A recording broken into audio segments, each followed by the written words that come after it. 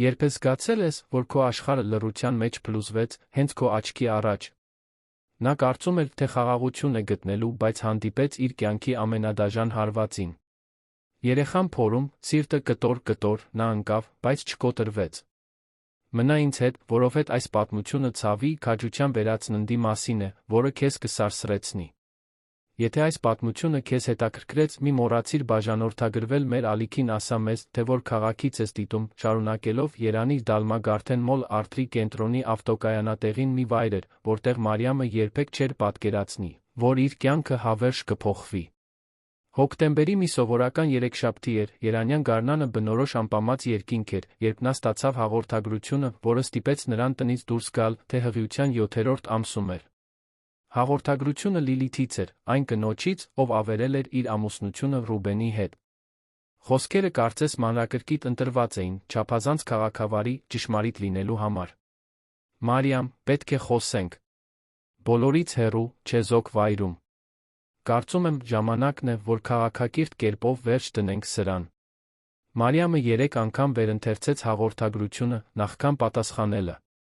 Նրա մի մասը կասկածում էր, բայց մյուս մասը վեճերից, անքուն գիշերներից հոգնած երեխայի շարժումը զգալով, մինչ միայնակ լացում էր այն անկողնում, որը նախկինում կիսում էր ամուսնու հետ, այդ մասը ցանկանում էր հավատալ, որ միգուցե խաղաղության շանս կար։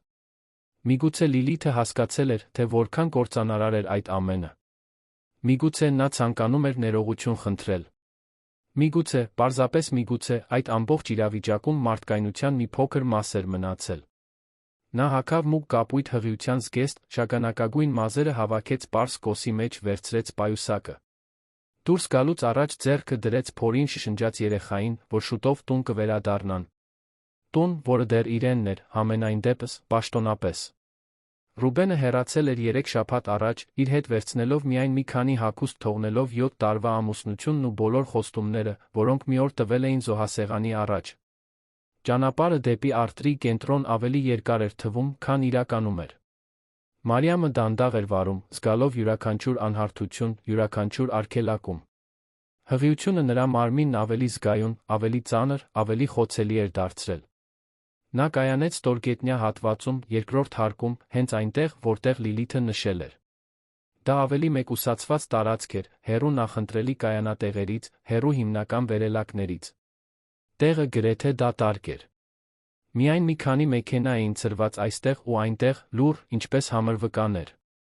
Երբ նա դուրս եկավ մեքենայից, զգաց ստորգետնյա հատվածի սառը օդը, որը մազերն ուղղեց մաշկի վրա։ Լուսատու լույսերը թեթակի թարթում էին, բետոնե սյուների միջ երկար ստվերներ ստեղծելով։ Նա մի քանի քայլ արեց, փնտրելով Լիլիթին, երբ տեսավ նրան։ Նա հենված էր միս մեքենային, ձեռքերը ծալած, հագած թանկարժեք հագուստ, որը Մարիամը ճանաչեց որպես բուտիկից գնված, որտեղ ինքն էր սովորաբար գնումներ կատարում։ Բայց կար ուրիշ բան։ Ուրիշ մեկը։ Ռուբենը այնտեղ էր։ Նրա ամուսինը։ Երեխայի հայրը, որին նա կրում էր։ Այն մարդը, ով երդվել էր սիրել նրան առողջության, հիվանդության, ուրախության թախծի մեջ։ Նա կանգնած էր Լիլիթի կողքին, ձեռքերը գրպաններում, դեմքը անարտահայտիչ։ Նա հագած էր անթերի մոխրագույն կոստյում, կարծես ուղիղ գործնական հանդիպումից էր եկել։ Եվ միգուցե այդպես էր։ Ռուբենի համար ամեն ինչ գործ էր։ Նույնիսկ ամուսնության ավարտը։ Մարիամը զգաց, որ ոտքերը թուլանում են։ Սա հաշտության հանդիպում չէր։ Սա դարան էր։ Նա ցանկացավ վերադառնալ, նստել մեքենան, հեռանալ, բայց Լիլիթն արդեն շարժվել էր դեպի նա, նրա կրունկները բետոնի վրա արձագանքում էին գրեթե երաժշտական ճշգրտությամբ։ Ինչ լավ է, որ եկար, Մարիամ, ասաց Լիլիթը ժպիտով, որը չէր հասնում աչքերին։ Կարծում էի, կարող է, որ մենք երեքով խոսենք։ Ի վերջո, պետք է սա լուծենք որպես մեծահասակներ, այնպես չէ՞։ Մարիամը կուլ տվեց։ Նա նայեց Ռուբենին, սպասելով զղջման որե նշանի, մարդկայնության որե շողի։ Նա պարզապես դիտում էր նրան, հեռու, կարծես նա անծանոթ լիներ։ Կարծես այդ փորը իր սեփական երեխային չէր կրում։ Ինչ եք ուզում ինձնից, հարցրեց Մարիամը, փորձելով ձայնը հաստատ պահել։ Լիլիթը մի քանի քայլ արեց նրա շուրջը, ինչպես մեկը, ով գնահատում է մի առարկա։ Ուզում ենք, որ հասկանաս իրավիճակը, Մարիամ։ Որ դադարես քեզ զոհի տեղ դնելուց։ Ես Ռուբենը միասին ենք։ Սա փաստ է։ Եվ դու պետք է ընդունես ու առաջ շարժվես։ Մարիամը զգաց, որ բարկությունը բարձրանում է կրծքով մեկ։ Առաջ շարժվել։ Ես 7 ամսական հղի եմ, Լիլիթ։ Նրա երեխայից հղի։ Եվ կարծում ես, որ պետք է պարզապես ընդունեմ, որ ամուսինս ինձ քեզ հետ փոխեց առաջ շարժվեմ, կարծես ոչինչ չի եղել։ Լիլիթը աչքերը պտտեցրեց։ Միշտ այդքան դրամատիկ ես։ Ահա թե ինչու Ռուբենը հոգնեց քեզնից։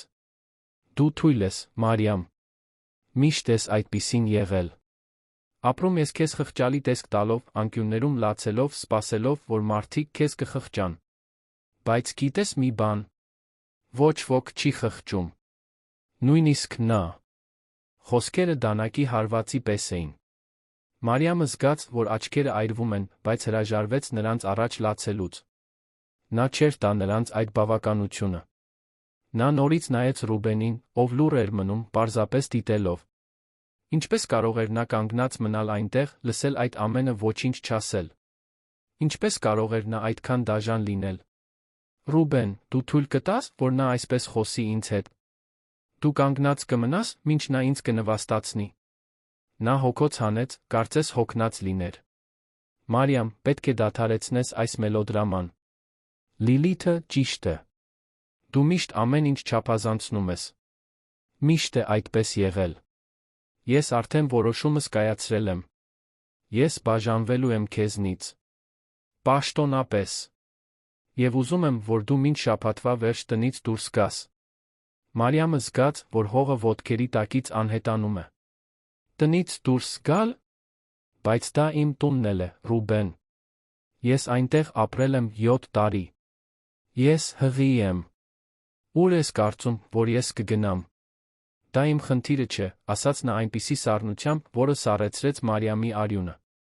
Դու պետք է ինքդ հոգաս քո մասին։ Ես արդեն խոսել եմ իմ փաստաբանի հետ։ Ես կչեղարկեմ բոլոր քարտերը, որոնք քո անունով են։ Դու այլս մուտք չես ունենա համատեղ հաշվին։ Եվ եթե փորձես ինձ դատի տալ, ես կհայտարարեմ, որ դու էմոցիոնալ առումով անկայուն ես։ Որ միշտ ես այդպիսին եղել։ Եվ քո անհանգստության պատմությունով դա դժվար չի լինի ապացուցել։ Մարիամը չէր կարողանում հավատալ իր լսածին։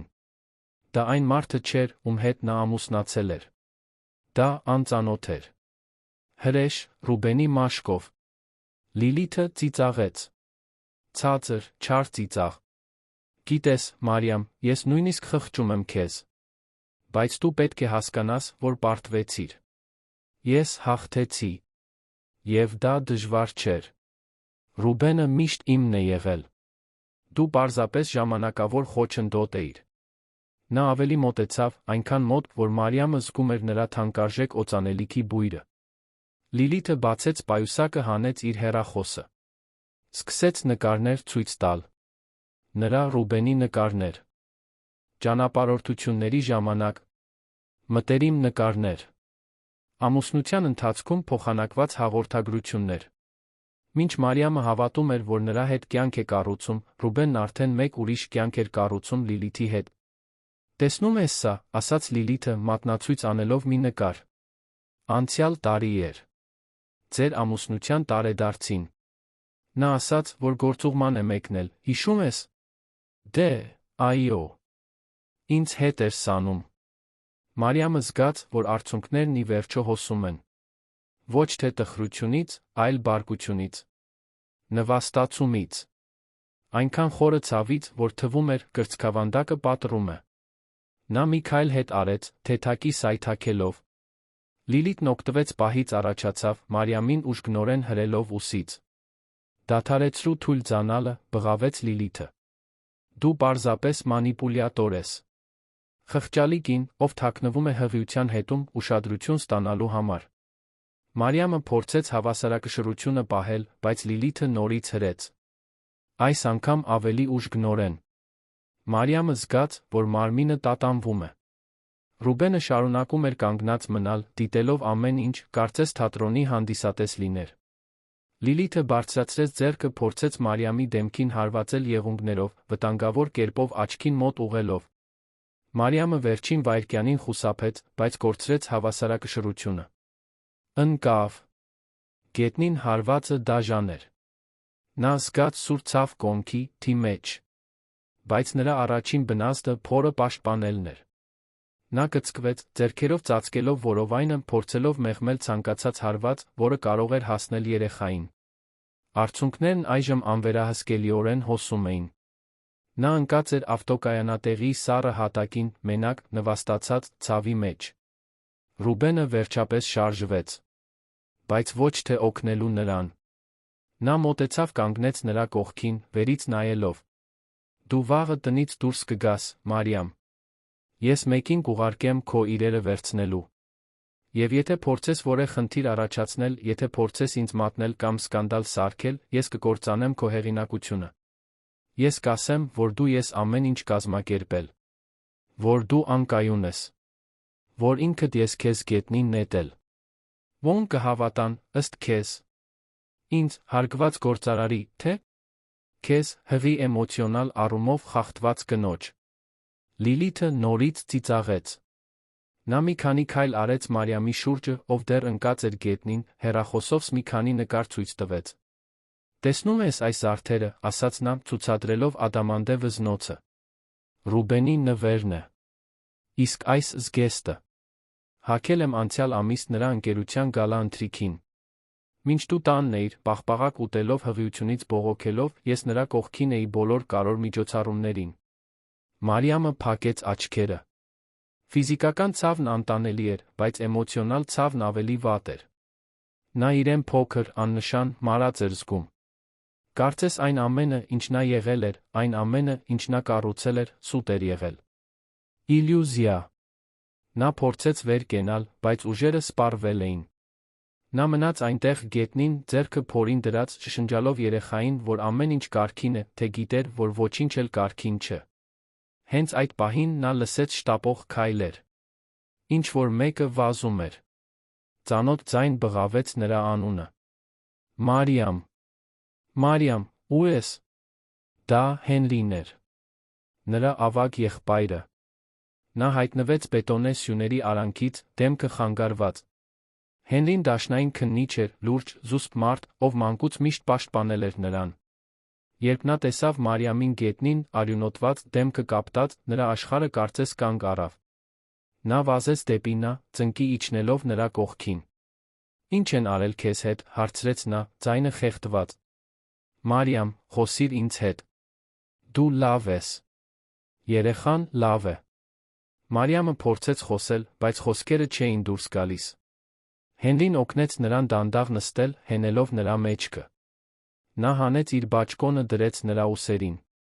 Այնուհետ նայեց Ռուբենին, Լիլիթին, ովքեր անշարժացել էին նրա գալուստով։ Ովքեր եք դուք, հարցրեց Հենրին սարսափելի հանգստությամբ։ Ռուբենը կոկորդը մաքրեց, փորձելով վերականգնել հանգստությունը։ Ես նրա ամուսինն եմ։ Եվ այս իրավիճակը ձեզ չի վերաբերում։ Հենրին դանդաղ վեր կացավ, աչքերը հառած Ռուբենին։ Ինձ չի վերաբերում։ Իմ քույրը գետնին է, վիրավորված, հղի, դու կարծում ես, որ ինձ չի վերաբերում։ Լիլիթը փորձեց միջամտել։ Նա ինքն է իրեն նետել։ Մենք պարզապես խոսում էինք, նա սկսեց սկանդալ սարքել։ Դուք գիտեք, թե որքան դրամատիկ են հղի կանայք։ Հենրին անտեսեց Լիլիթին։ Նա մի քանի քայլ արեց, դիտելով շրջակայքը։ Այնուհետ նրա աչքերը ինչ-որ բան գտան։ Մի փոքրիկ անվտանգության տեսախցիկ, տեղադրված սյուներից մեկի վերում։ Կարմիր լույսը աննկատ թարթում էր։ Նա ժպտաց։ Սառը, հաշվարկված ժպիտ։ Դուք գիտեք, որ այս ավտոկայանատեղին տեսախցիկներ ունի, այնպես չէ՞։ Ռուբենը Լիլիթը հայացքներ փոխանակեցին։ Այն վստահությունը, որը նրանք արտահայտում էին մի քանի րոպե առաջ, սկսեց ճաքել։ Հենրին վերցրեց հեռախոսը, զանգահարեց Արտրի կենտրոնի անվտանգության կենտրոն։ Նա ներկայացավ, խնդրեց անմիջական մուտք դեպի ձայնագրությունները, խնդրեց, որ անվտանգության աշխատակիցները գան դեպի վայրը։ 5 րոպեից էլ քիչ ժամանակում 2 անվտանգության աշխատակից ժամանեց։ Հենրին բացատրեց իրավիճակը, խնդրեց, որ պատկերները պահպանվեն։ Ռուբենը փորձեց վիճել, օգտագործել իր ազդեցությունը, բացատրություններ տալ։ Բայց տեսախցիկները գրավել էին ամեն ինչ։ Յուրաքանչյուր հրում։ Յուրաքանչյուր սպառնալիք։ Յուրաքանչյուր դաժան խոսք, յուրաքանչյուր ագրեսիայի պահ։ Լիլիթը սկսեց կակազել։ Պարզապես թյուրիմացություն էր։ Նա միշտ չափազանցնում է։ Ոչինչ էլ չկար։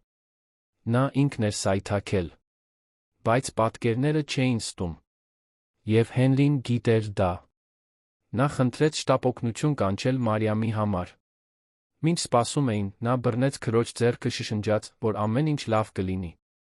Որ ինքը կհոգա ամեն ինչի մասին։ Որ նա մենակ չէր։ Երբ շտապօգնությունը ժամանեց, բուժաշխատողները զննեցին Մարիամին։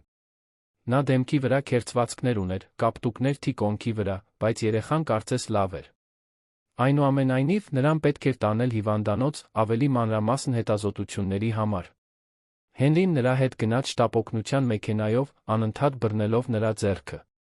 Հիվանդանոցում բժիշկները հաստատեցին, որ երեխան առողջ է։ Մարիամը շատ հաջողակ էր։ Նա գիշերն անցկացրեց հիվանդանոցում հսկողության տակ։ Հենրին ոչ մի րոպե չլքեց սենյակը։ Նա զանգահարեց նրանց մորը, տիկին Սելինին, ով ապրում էր Դիլիջանում, անմիջապես ճանապարհ ընկավ դեպի Երան։ Մինչ Մարիամը հանգստանում էր, Հենրին սկսեց ամեն ինչ կազմակերպել։ Նա գիտեր, որ Ռուբենը կփորձի օգտագործել իր ազդեցությունը, գործը ծածկելու համար։ Բայց այս անգամ նա թերագնահատել էր հակառակորդին։ Հենրին ոչ միայն պաշտպանող եղբայր էր։ Նա դաշնային քննիչ էր, բարդ գործերում տարիների փորձով։ Եվ նա ուներ մի բան, որը Ռուբենը չէր պատկերացնում։ Անհերքելի ապացույցներ։ Ավտոկայանատեղիի պատկերները պատճենվեցին, ապահով պահվեցին։ Հենրին նա հայտնաբերեց, որ տեսախցիկը ձայնագրում էր։ Ամեն ինչ ձայնագրված էր։ Յուրաքանչյուր սպառնալիք, յուրաքանչյուր վիրավորանք, յուրաքանչյուր խոստովանություն քարտերը չեղարկելու, Մարիամին տնից դուրս հանելու, հղիությունը նրա դեմ օգտագործելու մասին։ Ամեն ինչ գրանցված էր։ Հաջորդ առավոտյան Մարիամը արթնացավ մորը մահճակալի կողքին։ Տիկին Սելինը լաց եղավ, տեսնելով դստեր վիրավորված դեմքը։ Հենրին բացատրեց իրավիճակը այն, ինչ տեղի էր ունեցել նախորդ գիշեր։ Մարիամը լսեց ամեն ինչ լռության մեջ։ Նրա մի մասը դեռ չէր կարողանում հավատալ, որ Ռուբենը հասել էր այդ կետին։ Որ այն մարդը, ում նա սիրել էր այդքան երկար ժամանակ, կարող էր այդքան դաժան լինել։ Բայց նրա մեջ հիմա ուրիշ բան կար։ Ուժի մի կայծ, որը սկսում էր փայլել։ Նա գոյատել էր։ Նրա երեխան գոյատել էր։ Եվ նա մենակ չէր։ Նա ուներ իր ընտանիքը։ Նա ուներ ճշմարտությունը։ Եվ նա ուներ ապացույցներ։ Հենրին նստեց մահճակալի եզրին, բռնեց նրա ձեռքը։ Մարի, ես գիտեմ, որ սա դժվար է։ Բայց դու պետք է ուժեղ լինես հիմա։ Ոչ թե քո համար։ Քո որդու համար։ Եվ ես քո կողքին կլինեմ այս ճանապարհի յուրաքանչյուր քայլին։ Մենք արդարություն կհաստատենք։ Ես խոստանում եմ։ Մարիամը գլխով արեց։ Նա նայեց հիվանդանոցի պատուհանից, տեսավ արը, որը բարձրանում էր Երանի վրա։ Նոր օր էր սկսվում։ Եվ դրա հետ մեկտեղ նոր շանս։ Կյանքը վերակառուցելու շանս։ Ազատվելու մի ամուսնությունից, որը բանտ էր դարձել։ Իր որդուն պաշտպանելու մի հորից, ով արժանի չէր այդ կոչմանը։ Մինչդեռ քաղաքի ինչ-որ տեղում Ռուբենը Լիլիթը սկսում էին գիտակցել իրավիճակի լրջությունը։ Արթրի կենտրոնի անվտանգության աշխատակիցները տեղեկացրել էին, որ պատկերները կփոխանցվեն իշխանություններին։ Ռուբենը փորձեց օգտագործել իր կապերը միջամտելու համար, բայց պարզեց, որ գործն արդեն Հենրիի ձեռքերում էր։ Եվ երբ նա ուսումնասիրեց, թե ով էր Հենրին, սարսուռ զգաց։ Դաշնային քննիչ։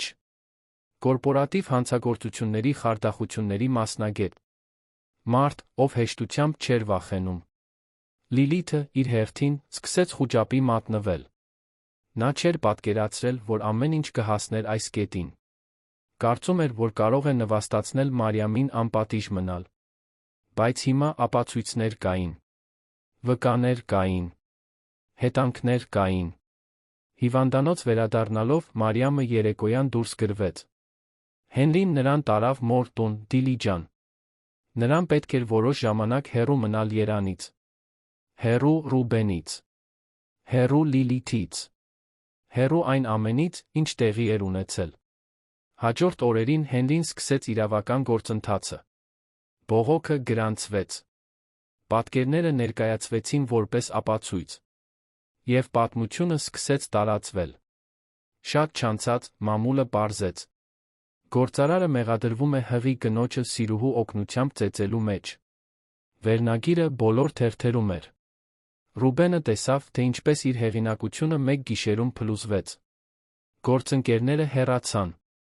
Ներդրողները հետ քաշվեցին։ Հաճախորդները չեղարկեցին պայմանագրերը։ Այն ընկերությունը, որը նա կառուցել էր այդքան ջանքերով, սկսեց փլուզվել։ Եվ Լիլիթը, ով երազում էր զբաղեցնել Մարիամի տեղը, իրեն մեկուսացած, դատապարտված, որպես հղի կնոջ դեմ վախկոտ արարքի հանցակից էր զգում։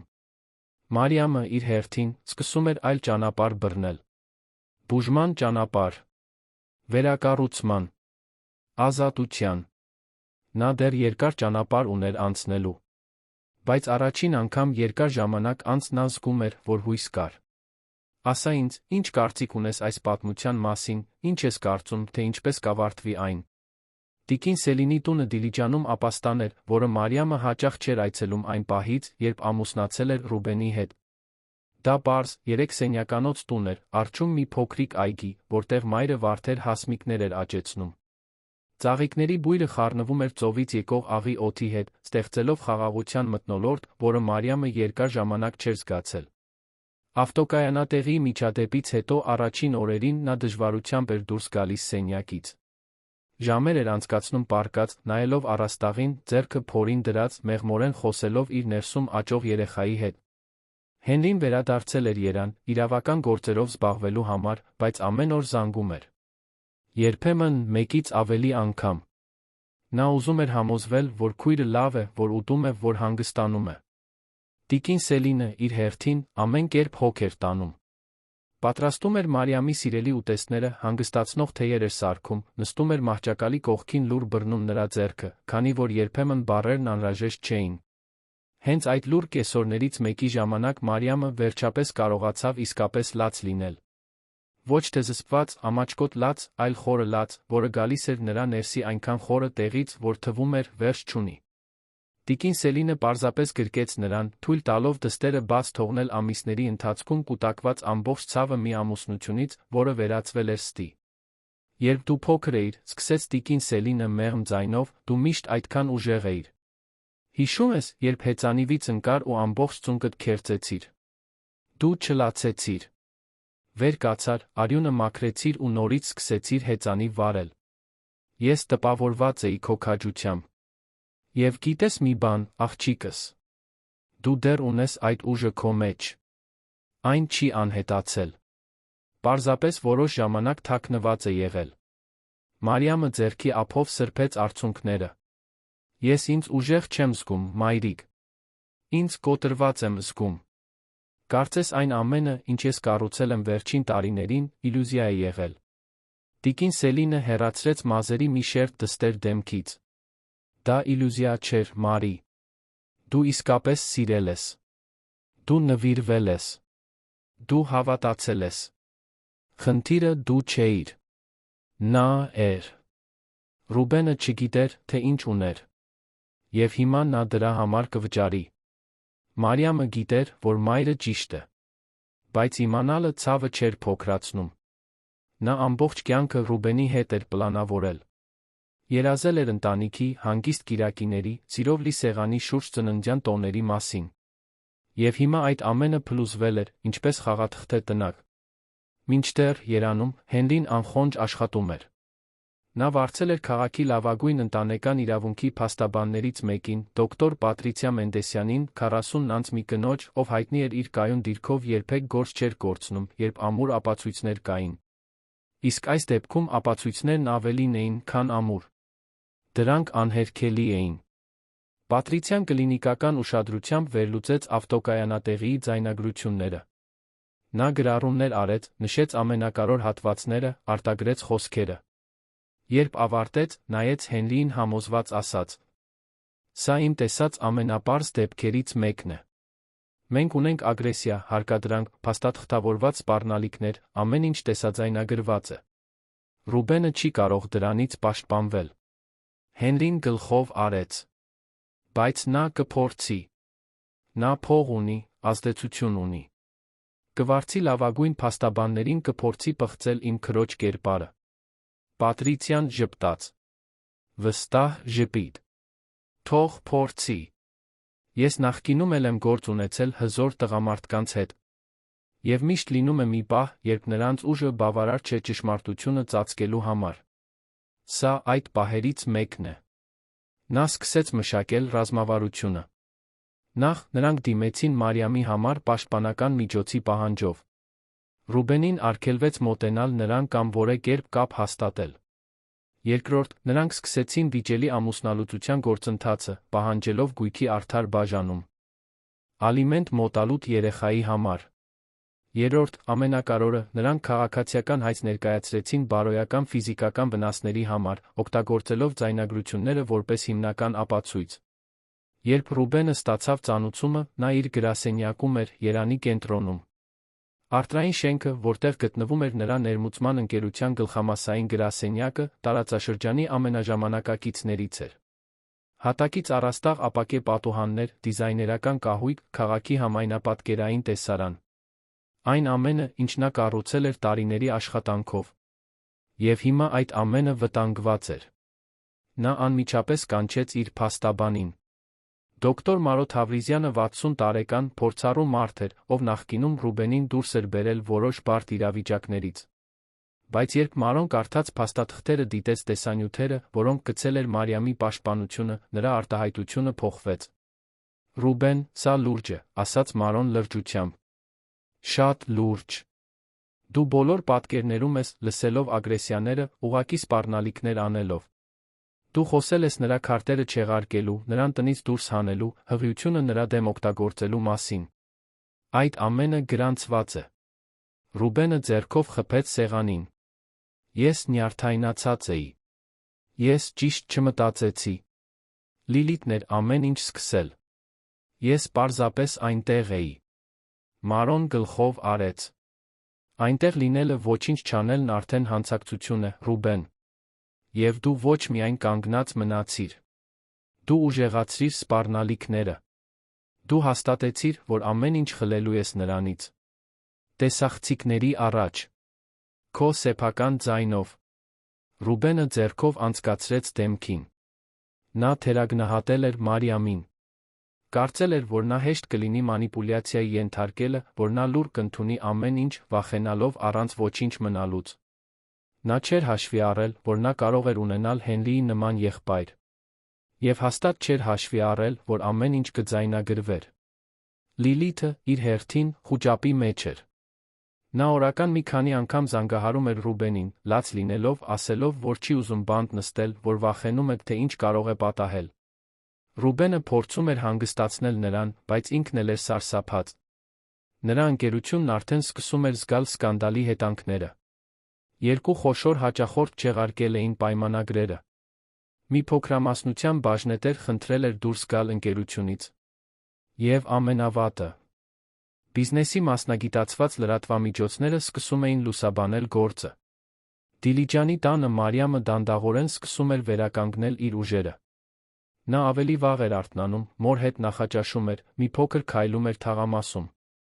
Դիլիջանում նրան ուղեկցող բժիշկն ասաց, որ ինքը երեխան առողջ են, բայց նա պետք է խուսափեր սթրեսից։ Հենրին զանգահարեց, պատմեց գործընթացի առաջընթացի մասին։ Մարիամը լսեց ամեն ինչ, թեթացման տխրության խառնուրդով։ Թեթացում, քանի որ վերջապես արդարություն կլիներ։ Տխրություն, քանի որ նա երբեք չէր պատկերացրել, որ իր կյանքը կհասներ այս կետին։ Հենց այդ խոսակցություններից մեկի ժամանակ Հենրին նշեց մի բան, որը գրավեց Մարիամի ուշադրությունը։ Մարի, փաստաբանը հետաքրքիր բան է հայտնաբերել։ Ռուբենը մոտ 6 ամիս առաջ զգալի գումար է փոխանցել ընկերության հաշվից անձնական հաշվին։ Եվ պատահականորեն, Լիլիթը հենց այդ ժամանակաշրջանում բացել է շքեղ հագուստի խանութ։ Մարիամը զգաց, որ արյունը եռում է։ Այսինքն նա օգտագործում էր ընկերության փողերը, այն փողերը, որոնք նա իր կեսն էին, քանի որ նա փոքրամասնության բաժնետեր էր, սիրուհու նախագծերը ֆինանսավորելու համար։ Դավաճանությունը ոչ միայն էմոցիոնալ էր։ Այն նա ֆինանսական էր։ Հենրին շարունակեց. Պատրիցիան հետաքննում է դա. Եթե կարողանանք ապացուցել, որ նա ընկերության միջոցները շեղել է Լիլիթին օգուտ տալու համար, դա էլ ավելի կբարդացնի նրա իրավիճակը։ Մարիամը անջատեց հեռախոսը, նստեց պատշգամբում, նայելով այգուն։ Նա մտածեց այն բոլոր տարիների մասին, որոնք անցկացրել էր Ռուբենի հետ։ Այն դեպքերի մասին, երբ նա հրաժարվել էր իր սեփական երազանքներից նրանիներին աջակցելու համար։ Նա թողել էր լավ աշխատանք գովազդային գործակալությունում, օգնելու նրան կառուցել ընկերությունը առաջին տարիներին։ Աշխատում էր անվճար, հոգ տանելով վարչական մասի մասին, մինչ նա կենտրոնանում էր վաճառքի վրա։ Եվ երբ ընկերությունը վերջապես սկսեց շահույթ բերել, նա համոզեց նրան ընդունել փոքր մասնակցություն, ասելով, որ նա կարիք չունի թվերով անհանգստանալու, որ ինքը կհոգա ամեն ինչի մասին։ Հիմա նա հասկացավ, որ ինքը մանիպուլյացիայի էր ենթարկվել հենց սկզբից։ Ռուբենը միշտ վերահսկել էր ամեն ինչ։ Ֆինանսները, որոշումները, նույնիսկ նրա երազանքները։ Եվ երբ նա հոգնեց, պարզապես դեն նետեց նրան, կարծես նա մի առարկա լիներ, որն այլս օգտակար չէր։ Բայց Մարիամն այլս այդ կինը չէր։ Ինչ-որ բան փոխվել էր նրա ներսում այդ սառը ավտոկայանատեղիում։ Երբ նա ընկած էր գետնին, պաշտպանելով փորը, նա լուռ խոստում էր տվել իր որդուն։ Նա խոստացավ, որ ուժեղ կլինի, որ կպայքարի, որ այլս երբեք թույլ չի տա, որ որևէ մեկը իրեն փոքր կամ անտեսանելի զգա։ Երան վերադառնալով, Պատրիցիայի հետաքննությունն արագորեն առաջ էր գնում։ Նա պարզեց, որ Ռուբենի փոխանցումները Լիլիթին մեկուսացված չէին։ Վերջին 8 ամիսների ընթացքում եղել էին առնվազն 10 կասկածելի գործարքներ։ Զարդեր, ճանապարհորդություններ, խանութի վարձավճար։ Ամեն ինչ վճարվել էր այն փողերով, որոնք պետք է մնային ընկերությունում։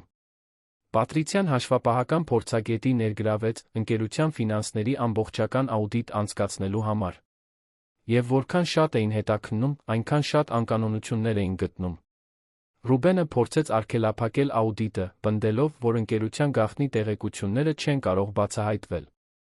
Բայց Պատրիցիան պնդեց, որ քանի որ Մարիամը բաժնետեր էր, նա իրավունք ուներ իմանալու, թե ուր է գնում փողը։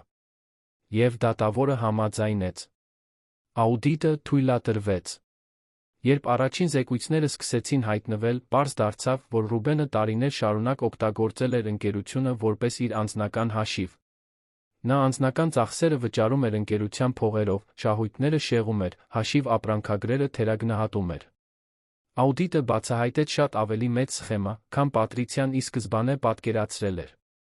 Հենրին անձամբ տեղեկատվությունը տարավ Մարիամին։ Նա մեկնեց Դիլիջան, նստեց նրա հետ պատշգամբում։ Մարի, սա ավելի մեծ է, քան մենք պատկերացնում էինք։ Ռուբենը ոչ միայն անհավատարիմ էր։ Նա ֆինանսական խարդախություններ էր կատարում։ Եվ քանի որ դու ընկերության բաժնետեր ես, դու էլ կարող ես ներգրավված լինել դրանում, եթե արագ չգործենք։ Մարիամը զգաց, որ սիրտը արագանում է։ Ներգրավված։ Բայց ես ոչինչ չգիտեի դրա մասին։ Ես վստահում էի նրան։ Հենրին բռնեց նրա ձեռքը։ Ես գիտեմ։ Եվ հենց այդ պատճառով մենք պետք է գործենք։ Պատրիցիան արդեն դիմել է, որ դու նույնպես ճանաչվես խարդախությունների զոհ, քանի որ Ռուբենը թաքցրել է քեզնից տեղեկություններ։ Բայց մենք պետք է, որ դու համագործակցես հետաքննության հետ։ Մեզ անհրաժեշտ է այն ամենը, ինչ դու ունես։ Էլեկտրոնային նամակներ, փաստաթղթեր, ամեն ինչ, որը կապացուցի, որ դու տեղյակ չէիր նրա գործունեությունից։ Մարիամը մի պահ մտածեց։ Նա տարիների էլեկտրոնային նամակներ ուներ պահված։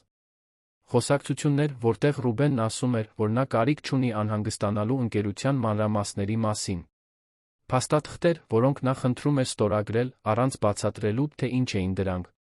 Այդ ամենը կարող էր օգնել ապացուցել նրա անմեղությունը։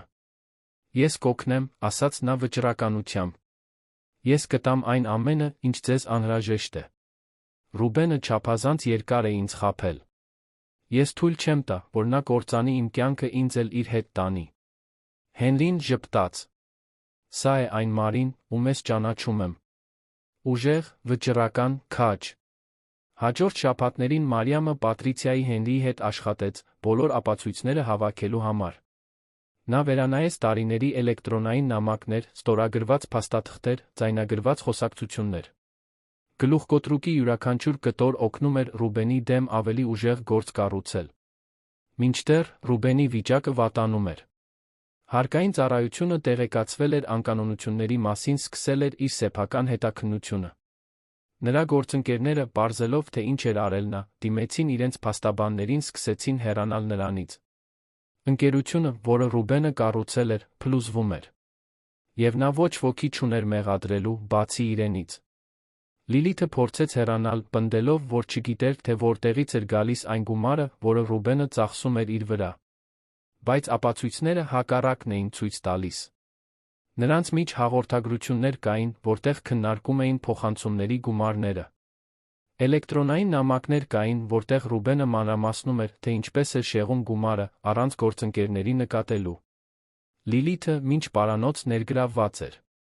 Մի օր Մարիամը անսպասելի զանգ ստացավ։ Դա խոշոր լրատվական պորտալի լրագրող էր։ Նա գտել էր նրա հեռախոսահամարը, ցանկանում էր հարցազրույց անել գործի մասին։ Մարիամը վարանեց։ Նա չէր սիրում հրապարակայնություն։ Երբեք չէր սիրել։ Բայց Պատրիցիան խորհուրդ տվեց ընդունել։ Սա քո պատմությունը պատմելու պահն է, Մարի, ասաց Պատրիցիան։ Ռուբենը Լիլիթը կփորձեն վերահսկել պատմությունը։ Նրանք կասեն, որ դու չափազանցնում ես, որ վրեժխնդիր ես։ Բայց եթե դու առաջինը խոսես, եթե ցույց տաս, թե իրականում ով ես, մարդիկ կհասկանան, թե ինչ է տեղի ունեցել։ Մարիամը համաձայնեց։ Հարցազրույցը նշանակվեց հաջորդ շաբաթ։ Նա ժամանակ կունենար պատրաստվելու, մտքերը կարգի բերելու, որոշելու, թե կոնկրետ ինչ էր ուզում ասել։ Մինչդեռ Երանում Ռուբենս մեկ վատ լուր ստացավ։ Ընկերության տնօրենների խորհուրդը քվեարկել էր նրան գործադիր տնօրենի պաշտոնից հեռացնելու օգտին։ Նա դեռ մեծամասնության բաժնետեր էր, բայց այլս որոշումներ կայացնելու իրավունք չուներ գործառնությունների վերաբերյալ։ Դա հրապարակային նվաստացում էր։ Այն ամենը, ինչի համար նա աշխատել էր, այն ամենը, ինչ նա կառուցել էր, խլվում էր նրանից։ Նա փորձեց զանգահարել Լիլիթին, բայց նա չէր պատասխանում։ Նա փորձեց խոսել ընկերների հետ, բայց բոլորը զբաղված էին։ Նա մենակ էր։ Եվ առաջին անգամ երկար ժամանակ անց Ռուբենը սկսեց հասկանալ, թե ինչ էր զգացել Մարիամը այդ ավտոկայանատեղիում։ Միայնությունը, լքվածության զգացումը, դավաճանության ծանրությունը։ Բայց զղջալու համար ուշ էր։ Գործընթացը շարունակվում էր։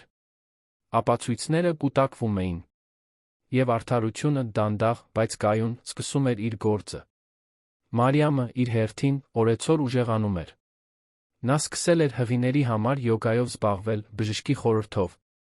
Նա վերսկսել էր հին հոբբիները, ինչպես, օրինակ, նկարչությունը։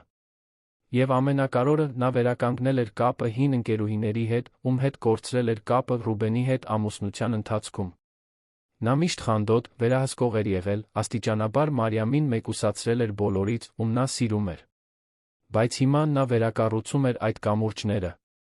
Այդ ընկերուհիներից մեկը Ջուլիան էր, ով դեռ դեռահասության տարիներից նրա լավագույն ընկերուհին էր։ Նրանք հեռացել էին միմյանցից այն բանից հետո, երբ Մարիամն ամուսնացել էր, քանի որ Ռուբենին դուր չէր գալիս, երբ նա ընկերուհիների հետ էր դուրս գալիս։ Երբ Ջուլիան իմացավ, թե ինչ էր տեղի ունեցել, նա անմիջապես մեկնեց Դիլիջան, այցելելու Մարիամին։ Երկուսն էլ ժամերով խոսեցին։ Ծիծաղեցին, լաց եղան, հիշեցին հին ժամանակները։ Եվ Ջուլիան Մարիամին խոստում տվեց, որ նա այլս երբեք թույլ չի տա, որ մի տղամարդ իրեն հեռացնի այն մարդկանցից, ում նա սիրում էր։ Դու զարմանալի ես, Մարի, ասաց Ջուլիան։ Միշտ ես այդպիսին եղել։ Եվ ես ուրախ եմ, որ վերջապես գիտակցում ես դա։ Ռուբենը փորձեց մարել քո լույսը, բայց նրան չհաջողվեց։ Դու դեռ փայլում ես։ Այս խոսքերը մնացին Մարիամի մոտ։ Նա հասկացավ, որ տարիներ շարունակ թույլ էր տվել Ռուբենին որոշել, թե ով է ինքը։ Բայց հիմա, առաջին անգամ, նա վերագտնում էր իրեն։ Եվ նրան դուր էր գալիս այն, ինչ գտնում էր։ Հարցազրույցը մոտենում էր։ Մարիամը նյարդայնացած էր, բայց նա վճռական։ Նա պատմություն ուներ պատմելու։ Սիրո, դավաճանության, բռնության, բայց նա տոկունության վերսկսման պատմություն։ Եվ նա գիտեր, որ իր պատմությունը կարող էր օգնել այլ կանանց, ովքեր նույնի միջով էին անցնում։ Հենրին տիկին Սելինը նրա կողքին էին, տալով այն ամբողջ աջակցությունը, որը նրան անհրաժեշտ էր։ Եվ նրա ներսում երեխան աճում էր ուժեղ առողջ, ամեն օր հիշեցնելով նրան, որ նա նպատակ ուներ։ Նա պարզապես իր համար չէր պայքարում։ Նա պայքարում էր իր որդու ապագայի համար։ Եվ այդ պայքարում նա վճռական էր հաղթելու։ Հարցազրույցի առավոտը եկավ Դիլիջանի մաքուր երկնքի ներքո։ Մարիամն արթնացավ սովորականից շուտ, սրտի արագ զարկերով քրտնած ձեռքերով։ Նա գիտեր, որ դա կարևոր օր կլիներ։ Շրջադարձային կետ իր պատմության մեջ։ Հարցազրույցը վարող լրագրողի անունը Ֆերնանդա Ռոդրիգեսյան էր, հայտնի իր լուրջ աշխատանքով խոցելի իրավիճակներում գտնվող կանանց ձայն տալով։ Հարցազրույցը ձայնագրվելու էր տիկին Սելինի տանը, իսկ հետո հրապարակվելու էր լրատվական պորտալում նա տեսանյութի տեսքով, սոցիալական ցանցերում։ Տիկին Սելինը հարուստ նախաճաշ էր պատրաստել։ Թարմ ֆրանսիական հաց, եգիպտացորենի ալյուրով տորտ, թարմ մրգեր։ Նա գիտեր, որ դուստրը նյարդայնացած է ամեն կերպ փորձում էր նրան ավելի հանգիստ դարձնել։ Հենրին ժամանել էր նախորդ գիշեր, Երանից։ Նա նույնպես ներկա կլիներ հարցազրույցի ընթացքում, քրոջը բարոյական աջակցություն ցուցաբերելով։ Երբ Ֆերնանդան ժամանեց, առավոտյան 10-ի մոտ, Մարիամը կրծքավանդակում սեղմում զգաց։ Նա մոտ 40 տարեկան կին էր, ծմազերը հավաքված պոչի մեջ, աննկատ շրջանակով ակնոցներ քնքուշ ժպիտ։ Նա բոլորին քաղաքավարիորեն ողջունեց, բացատրեց, թե ինչպես կլինի գործընթացը։ Հարցազրույցը կտեր մոտ 1 ժամ, հետո կխմբագրվեր 20 րոպեանոց տարբերակի։ Մարիամ, նախքան սկսելը, ուզում եմ, որ դու իմանաս, որ դու ես վերահսկում, ասաց Ֆերնանդան, մինչ նրանք պատրաստում էին սարքավորումները։ Եթե լինի որևէ հարց, որին չես ուզում պատասխանել, կամ եթե որևէ պահի դադարի կարիք ունենաս, պարզապես ասա ինձ։ Սա քո պատմությունն է, դու ես որոշում, թե ինչպես ես ուզում պատմել այն։ Այդ խոսքերը հանգստացրին Մարիամին։ Նա նստեց հյուրասենյակի բազմոցին, շտկեց բեժ հղիության զգեստը, որն ընտրել էր այդ առիթի համար, խորը շունչ քաշեց։ Տեսախցիկը միացվեց։ Լույսերը կարգավորվեցին։ Եվ հարցազրույցը սկսվեց։ Ֆերնանդան սկսեց պարզ հարցերով։ Ինչպես Մարիամը Ռուբենը ծանոթացան։ Ինչպիսին էր հարաբերությունների սկիզբը։ Ամուսնության առաջին տարիները։ Մարիամը պատասխանեց հանգիստ ձայնով, հիշելով այն լավ պահերը, որոնք գոյություն ունեին մինչ ամեն ինչ փլուզվելը։ Նա պատմեց, թե ինչպես Ռուբենն ի սկզբանե ուշադիր էր այն պլանների մասին, որոնք նրանք միասին էին կազմում, այն օրվա մասին, երբ նա պարզեց, որ հղի է, ինչպես ուրախացավ, պատկերացնելով, որ վերջապես ընտանիք կկազմեն։ Եվ երբ հասկացար, որ ինչ-որ բան այն չէր, հարցրեց Ֆերնանդան։ Մարիամը դադար տվեց։ Դա դժվար մասն էր։ Կարծում եմ, որ խորքում ես միշտ գիտեի, որ ինչ-որ բան այն չէր, սկսեց նա։ Բայց ես չէի ուզում հավատալ։ Կային նշաններ։ Նա սկսեց ուշ տուն գալ։ Ավելի շատ ճանապարհորդել։ Ավելի հեռու մնալ։ Բայց ես կարծում էի, որ դա աշխատանքի պատճառով էր, որ նա սթրեսի մեջ էր ընկերության հետ կապված։ Ես ինքս ինձ համոզում էի, որ դա պարզապես մի փուլ էր։ Հենրին էր քեզ պատմել Լիլիթի մասին։ Ոչ, պատասխանեց Մարիամը։ Ես ինքս իմացա։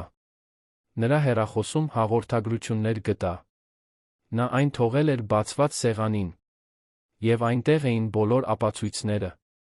Նկարներ, քնքուշ հաղորդագրություններ, պլաններ, որոնք նրանք միասին էին կազմում։ Դա այնպես էր, կարծես հողը ոտքերիս տակից անհետացել էր։ Ֆերնանդանս մի քանի հարց տվեց այն ժամանակաշրջանի մասին, երբ Մարիամը հայտնաբերեց դավաճանությունը։ Այն մասին, թե ինչպես էր դիմակայել Ռուբենին։ Այն մասին, թե որքան սառն էր նա, ընդունելով Լիլիթի հետ հարաբերությունները։ Եվ հետո եկավ հարցազրույցի ամենադժվար մասը։ Այն, ինչ տեղի էր ունեցել ավտոկայանատեղիում։ Մարիամը զգաց, որ արցունքները սպառնում են հոսել, բայց խորը շունչ քաշեց։ Նա ինքն իրեն խոստացել էր, որ ուժեղ կլինի։ Որ կպատմի ճշմարտությունը, ամբողջ ճշմարտությունը, առանց թաքնվելու։ Նա մանրամասն նկարագրեց, թե ինչպես ստացավ Լիլիթի հաղորդագրությունը, ինչպես հավատաց, որ կարող էր քաղաքակիրթ խոսակցություն լինել, ինչպես հասավ ավտոկայանատեղի, գտավ ոչ միայն սիրուհուն, այլ իր սեփական ամուսնուն։ Ես 2 անգամ դավաճանված զգացի ինձ այդ պահին, ասաց Մարիամը, ձայնը խեղդված։ Դավաճանված, որ նա այնտեղ էր, նրա կողքին, կարծես մի թիմ լինեին իմ դեմ։ Եվ դավաճանված իմ սեփական անմեղությամբ, հավատալով, որ նրանց կողմից կարող էր կարեկցանք լինել։ Նա պատմեց սադրանքների, մեղադրանքների, նվաստացումների մասին։ Այն մասին, թե ինչպես Լիլիթը ցույց էր տալիս իր ստացած զարդերը, այն ճանապարհորդությունները, որոնք նրանք միասին էին կատարել։ Այն մասին, թե ինչպես Ռուբենը լուռ, անշարժ մնաց, մինչ իր հղի կինը բանավոր հետո ֆիզիկապես ագրեսիայի էր ենթարկվում։ Այն պահի մասին, երբ նա ընկավ գետնին, միակ բանը, ինչի մասին կարող էր մտածել, երեխային պաշտպանելն էր։ Ես երբեք ինձ այդքան մենակ չեմ զգացել իմ կյանքում, խոստովանեց Մարիամը։ Ես այնտեղ էի, այդ ավտոկայանատեղի սառը հատակին, հասկացա, որ այն մարդը, ում ես սիրում էի, իմ որդու հայրը, չէր հոգում, ես ապրում եմ թե մեռնում։ Դա ավելի ցավոտ էր, քան ցանկացած ֆիզիկական ագրեսիա։ Ֆերնանդան տեսանելիորեն հուզված էր։ Եվ հենց այդ ժամանակ եկավ ձեր եղբայրը։ Այո, հաստատեց Մարիամը։ Հենլին ինձ փրկեց այդ օրը։ Ոչ միայն ֆիզիկապես, այլ էմոցիոնալ առումով։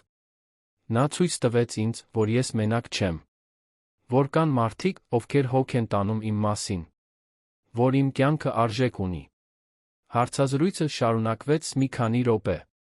Ֆերնանդան հարցրեց իրավական գործընթացի մասին, հայտնաբերված ապացույցների մասին, այն մասին, թե ինչպես էր Մարիամը հաղթահարում ամեն ինչ։ Եվ հետո տվեց վերջին հարցը։ Ինչ կցանկանայիք ասել այլ կանանց, ովքեր կարող են նման իրավիճակներում լինել։ Մարիամը ուղիղ նայեց տեսախցիկին։ Ես կցանկանայի ասել, որ դու մենակ չես։ Որ նույնիսկ երբ թվում է, թե ամբողջ աշխարհը քո դեմ է, դեռ կան մարդիկ, ովքեր հոգ են տանում։ Դեռ կա արդարություն։ Դեռ կա հույս։ Եվ ամենակարևորը, դու ավելի ուժեղ ես, քան կարծում ես։ Ես իմ մեջ մի ուժ գտա, որի մասին չգիտեի, որ գոյություն ունի։ Եվ եթե ես կարողացա, դու էլ կկարողանաս։ Մի վախեցիր օգնություն խնդրելուց։ Մի ամաչիր մատնելուց։ Քո կյանքն ավելի արժեքավոր է, քան ցանկացած բռնի հարաբերություն։ Երբ տեսախցիկն անջատվեց, Ֆերնանդան գրկեց Մարիամին։ Դու շատ քաջ ես, ասաց նա։ Քո պատմությունը շատ կյանքերի կդիպչի։ Ես վստահ եմ դրանում։ Հարցազրույցը եթեր հեռարձակվեց 3 օր անց։ Ազդեցությունն անմիջական էր։ Մի քանի ժամվա ընթացքում տեսանյութն արդեն միլիոնավոր դիտումներ ուներ։ Սոցիալական ցանցերը պայթեցին Մարիամին աջակցող մեկնաբանություններով։ Հեշթեգներ, ինչպես ուժեղ Մարիամ արդարություն Մարիամի համար, սկսեցին հայտնվել ամենուր։ Կանայք ամբողջ Հայաստանից կիսվում էին իրենց սեփական պատմություններով, բռնի հարաբերությունների մասին, ոգեշնչված Մարիամի քաջությամբ, բացահայտելու իր ապրածը։ Բայց ոչ բոլոր արձագանքներն էին դրական։ Ռուբենը Լիլիթը նույնպես ունեին իրենց պաշտպանները։ Մարդիկ, ովքեր կասկածի տակ էին դնում Մարիամի տարբերակը, ովքեր ասում էին, որ նա չափազանցնում է, ովքեր մեղադրում էին նրան Ռուբենի հեղինակությունը վրեժխնդրությամբ կործանելու մեջ։ Որոշ մեկնաբանություններ դաժան էին, նրան անվանելով մանիպուլյատոր, ստախոս, շահամոլ։ Մարիամը փորձում էր չկարդալ բացասական մեկնաբանությունները, բայց անհնար էր դրանք ամբողջությամբ անտեսել։ Հենին Պատրիցիան խորհուրդ տվեցին նրան որոշ ժամանակ հեռու մնալ սոցիալական ցանցերից, բայց նա զգում էր, որ պետք է տեսներ, թե ինչ էին ասում մարդիկ։ Պետք էր հասկանալ, թե ինչպես էր ընդունվում իր պատմությունը։ Հենց այդ ժամանակ տեղի ունեցավ անսպասելի բան։ Այլ կանայք սկսեցին հայտնվել։ Կանայք, ովքեր հարաբերություններ ունեցել էին Ռուբենի հետ Մարիամից առաջ։ Կանայք, ովքեր պատմում էին մանիպուլյացիայի, վերահսկողության, բռնի վարքի նմանատիպ պատմություններ։ Նրանցից մեկը, Դեբորա անունով, ուղղակիորեն կապ հաստատեց Պատրիցիայի հետ։ Նա 2 տարի հանդիպել էր Ռուբենի հետ, մինչ նա կհանդիպեր Մարիամին, փորձը տրավմատիկ էր եղել։ Նա հենց այնպիսին էր, ինչպես Մարիամը նկարագրեց, պատմեց Դեբորան ձայնագրված ցուցմունքում։ Ի սկզբանե քնքուշ էր, բայց աստիճանաբար դարձավ վերահսկող։ Չէր ուզում, որ ես ընկերուհիներիս հետ դուրս գայի։ Չէր ուզում, որ ես աշխատեի։ Երբ ես բաժանվեցի նրանից, նա սպառնաց ինձ կործանել։ Ասաց, որ իմ ընտանիքին, ընկերներիս իմ մասին ստեր կպատմի։ Ես այնքան վախեցա, որ քաղաք տեղափոխվեցի։ Դեբորայի ցուցմունքը միայն առաջինն էր։ Եվս 3 կին հայտնվեցին նմանատիպ պատմություններով։ Բոլորը նկարագրում էին վարքագծի մի օրինաչափություն, որը Ռուբենին բնութագրում էր որպես սերիական ագրեսոր։ Պատրիցիան էյֆորիայի մեջ էր։ Դա էլ ավելի էր ամրապնդում Մարիամի գործը։ Սա ամեն ինչ փոխում է, Մարի, ասաց Պատրիցիան հեռախոսային խոսակցության ժամանակ։ Այս ցուցմունքներով պարզ է դառնում, որ նրա վարքագիծը մեկուսացված միջադեպ չէր։ Դա տարիների ընթացքում կրկնվող օրինաչափություն էր։ Սա շատ կկշռի դատավորի որոշման վրա։ Ռուբենը, իր հերթին, հուսահատված էր։ Նրա հեղինակությունն ամբողջությամբ կործանված էր։ Ընկերությունը գրեթե սնանկացել էր։ Մնացած գործընկերները նրան դատի էին տալիս վատ կառավարման միջոցների շեղման համար։ Հարկային ծառայությունը արգելափակել էր նրա բանկային հաշիվները հետաքննության ընթացքում։ Եվ հիմա, նախկին ընկերուհիների ցուցմունքներով, նրան մամուլը հրեշի պես էր ներկայացնում։ Նա փորձեց իր սեփական հարցազրույցը տալ, պատմել իր տարբերակը։ Բայց ոչ մի լուրջ լրատվամիջոց չցանկացավ հարցազրույց վերցնել նրանից։ Մի քանիսը, ովքեր համաձայնեցին, անհայտ փոդքասթեր էին, քիչ լսարան ունեցող YouTube ալիքներ։ Եվ նույնիսկ այդպես, նրա հայտարարությունները միայն վատացրին իրավիճակը։ Նա փորձեց իրեն զոհի տեղ դնել, պնդելով, որ իրեն հետապնդում են, որ ամեն ինչ Մարիամի նրա եղբոր կողմից կազմակերպված դավադրություն էր։ Բայց ոչ ոք չհավատաց։ Լիլիթն ամբողջությամբ անհետացել էր սոցիալական ցանցերից։